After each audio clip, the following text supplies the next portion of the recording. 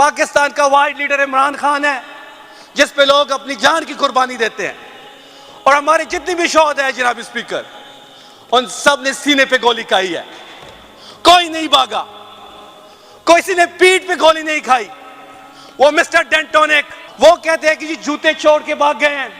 जूते छोड़ना बेहतर है मुल्क छोड़ने से बेहतर है। आपके लीडर ने तो मुल्क छोड़ा था। आप तो जब भी सख्ती आई थी आप अपने अवाम को छोड़ के भाग जाते हैं।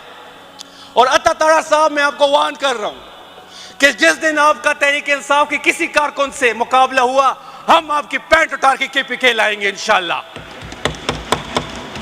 और अभी भी वो गलत बयानी कर रहा है मीडिया पे बैठ के, और वो ये समझता है फिरौन को भी ये शायद ये वो था कि वो जुल्म करके अपनी बादशाह बचा लेगा, लेकिन नहीं बची। यजीद का भी एक मुतालबा था कि आप सर झुका दें, लेकिन हुसैन ने सर नहीं झुकाया। हम उसके मानने वाले हैं, हम इस जुल्म के खिलाफ खड़े हैं और खड़े रहेंगे। और अगर ये चाहते हैं कि ये हमें गवर्नर राज का कहेंगे कि हम गवर्नर राज लगा देंगे, किसी में हिम्मत है अभी गवर्नर राज लगाए, किसी में हिम्मत है लगा के दिखाए गवर्नर राज। हमने 9 मई में इनका मुकाबला किया है, हमने फौज का मुकाबला किया, हमने रियासत के हर इदारे का मुकाबला किया है, हमारे घरों पे रेड्स हुए हैं, हमारी फैमिलीज को उठाया गया है, हमारी गाड़ियां तोड़ी गई हैं। ये हमें गवर्नर राज से डराते हैं। हिम्मत है तो लगाए गवर्नर राज। और मैं देखता हूं कितने नारे कौन लगाता है गवर्नर राज इस सूबे में। मैं अहमद वली साहब की बात करूंगा। वो कहते हैं कि तहरीक इंसाफ पे पाबंदी लगाई जाए। अब बलोचिस्तान से एक सेनेटर कहता है कि पख्तूनख्वा में PTI की हुकूमत है, उस पर पाबंदी लगाई जाए। पहले तो उसको शर्म आनी चाहिए कि आप बलोचिस्तान से सेनेटर मुंतखब हुए हैं, आपको क्या हक है पख्तून की बात करने पे। वो ये कह रहे हैं कि PTI पर पाबंदी लगाई जाए। अब उनको PTI पर पाबंदी का मकसद नहीं है, वो बेचारे PTI से जीत नहीं सकते।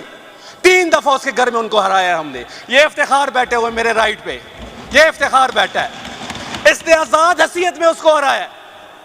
हमारे ऊपर हमारी पार्टी पे तो पाबंदी थी 9 मई को, किसी के गोभी निशान था, किसी का बैंगन था, किसी की चारपाई थी।